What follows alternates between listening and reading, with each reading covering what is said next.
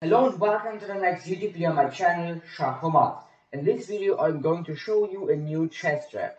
So if you want to get better at chess, this video is just right for you.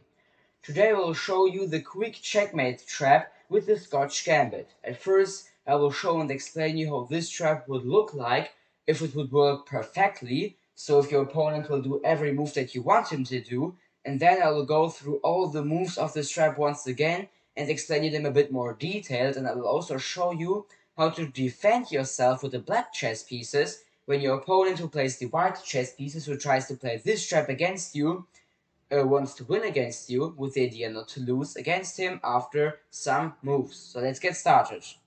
If you're also interested in other chess traps, then feel free to check out the other YouTube videos on my channel, and also don't forget to subscribe.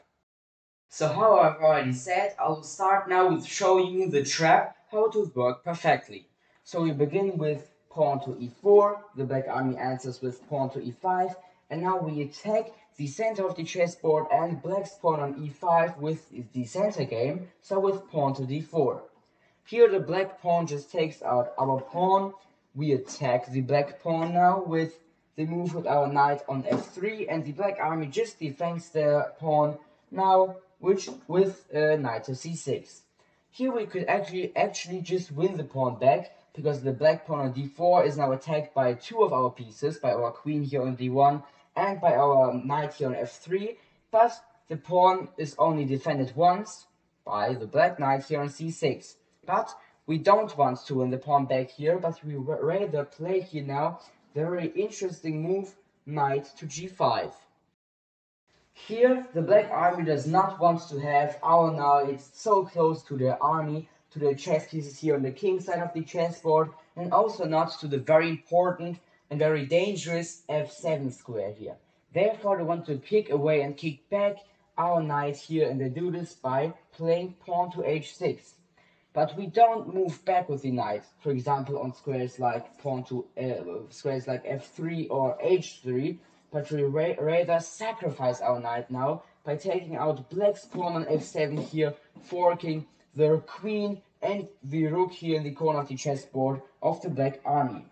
Of course, the best move for the black army here is to just take out our knight here with the queen, because if they wouldn't, then they would just lose either the queen or the rook, which obviously wouldn't be good for the black army.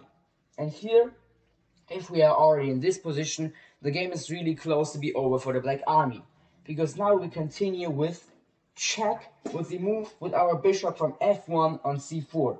And if the black king moves now back again on e8, then this allows a forced checkmate and the following moves.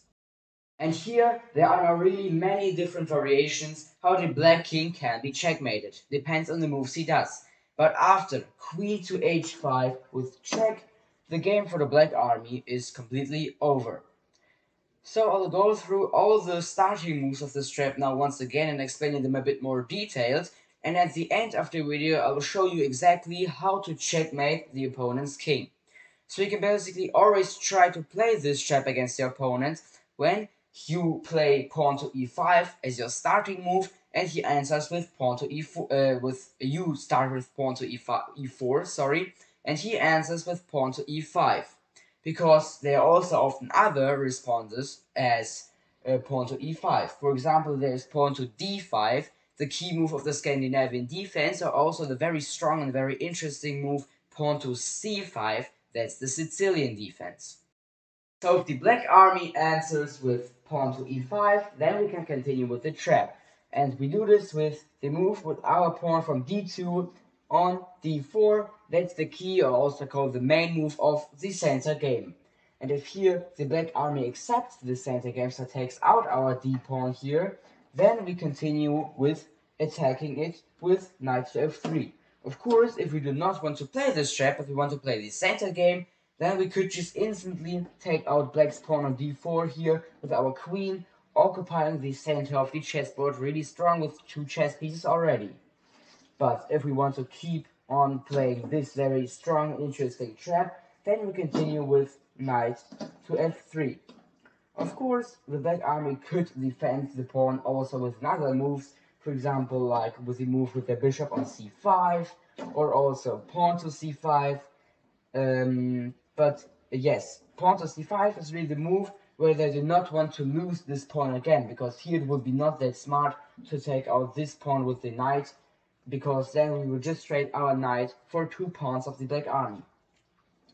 But if the black army answers with knight to c6, then we could actually win this pawn back just by taking it out with the knight, and after the knight has taken out our knight, we just take out the black knight then on d4 with our queen, and winning a pawn like this. But we continue with the trap, of course, and we do this by playing knight to g5.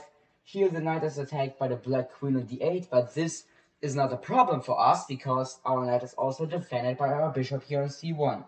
And here in this position, we really have to be lucky that the black army continues now with pawn to h6. Because, of course, the black army, or the player who plays the black chess pieces, won't always answer with pawn to h6 with the idea to kick away our knight. Yes, because there are also other very strong moves. Because in this position, moves like bishop to e7 to attack our knight here, or also pawn to f6 to attack our knight here, are also very strong. But if the black army decides to kick away our knight here with pawn to h6, then I've also shown you what happens now. We sacrifice our knight by taking out black's pawn on f7 here, forking the black queen and the black rook. The black king obviously takes out the knight. We check, we check our opponent's king now with bishop to c4, and if he moves on e8, then after queen to h5, this allows a forced checkmate. So actually, if you are playing the black chess pieces, and you already got in this position here, where the bishop here, where the white bishop on c4 checks you, then it is obviously a mistake to move back again on e8 because of the following forced checkmate. Better moves would be obviously, for example, with the king to move on e7 or on g6, or to play pawn to d5 to block the check of the white bishop here on d5. But this move isn't actually that strong because we can just again take out the pawn here with our bishop, checking our opponent's king. So the best move I would say in this position is to move with the king on e7. Okay, so right now I'll show you the different checkmates after queen to h5. Here in this position, the black army has only 2 options left how to escape from the check. And that's either king to e7 or pawn to g6. Let's start with pawn to g6. If the black army plays this, then we just take out the pawn here with our queen, checking our opponent's king, and now he can again only move on e7. Now queen to f7, check. The king has to move on d6. Now we continue with pawn to e5, check. Here, if the black knight takes out the pawn, then after queen to d5 with check, the black king here has to escape on e7, and here in this position now we take out black's knight here on e5, and that's checkmate. If in this position here, where we have checked the black king here with pawn to e5, the black king takes out our pawn, then queen to f4 with the safety from our bishop here on c1 is checkmate again. And another option was that the black army does not take out our pawn here on e5 which checks the opponent's king, but the king can also just escape here on c5. But here, after queen to d5 with check, the black king can only move on b4 or on b6, and on both of the squares, queen to b5 is checkmate again. So after pawn to g6 in the position before, we have a forced checkmate. Now I will just quickly show you the second option. If we are in this position here, but the black army does not answer with pawn to g6, but the black king escapes on e7. Here it's just basically the same thing. We check our opponent's king here with the move with our queen on f7. He moves again on d6, and now the different options after the pawn to e5. Here either the black army takes out the pawn with the king, like this, then like this, and we have a checkmate here.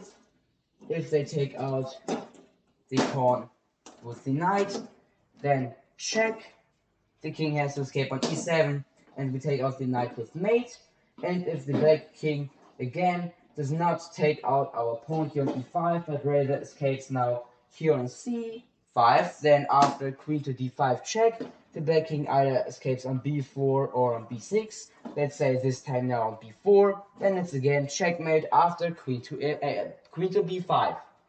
So we can see that after queen to h5 in this position with check, this leads to a forced win for the white army if they of course play it right. So I hope that you liked this video, and I also hope that you once will try out to play this trap in a real chess game against your opponents, for example against one of your family members or against one of your friends.